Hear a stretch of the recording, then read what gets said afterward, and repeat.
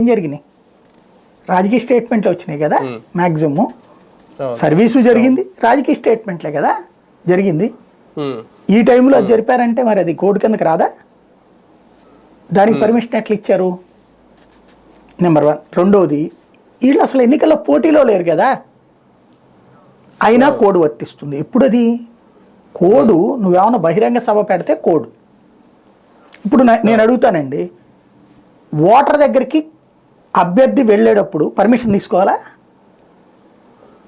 ఒక rally జరపాలంటే permission తీసుకోవాలి, ఓ బహిరంగ సభ పెట్టాలంటే పర్మిషన్ తీసుకోవాలి. అలా కాకుండా ఇట్లా దండం పెట్టుకుంటూ పోతుంటాడు, దానికి పర్మిషన్ తీసుకోవాలా? అప్పుడు వెనకాల జనం అందరూ గుమ్మి కొడతారు. అది తప్పు అవుతుందా? అది జనం తప్ప వాడి తప్ప? ఇక్కడ పరామర్శించడం ఒక సూటిగా చెప్పండి, అక్కడ అతను వెళ్ళడం వలన ఎన్నికల మీద ఏం ప్రభావం పడుతుంది? శాంతి భద్రతలకు ఏమైనా సమస్య వచ్చిందా? అశాంతి అభద్రత ఏమైనా పెరిగిందా? లేదు.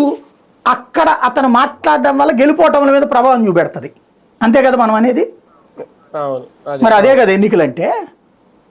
పని చేస్తే ప్రజలు ఓట్లేస్తారు, చేయలేదని ప్రతిపక్షం విమర్శిస్తుంది. అదే కదా నువ్వు రోజు విమర్శించవా ఏంటి?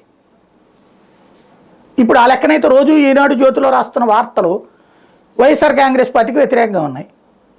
ఎలక్షన్ కోడ్ అమలు అవుతుందా? ఓ పార్టీకి వ్యతిరేకంగా ఇట్లా రాయకూడదని అట్లా లేదు కదా. ఎలక్షన్ కోడ్ అన్నటువంటిది అప్పుడు ఎవరు చెప్పాలి? అది ముందు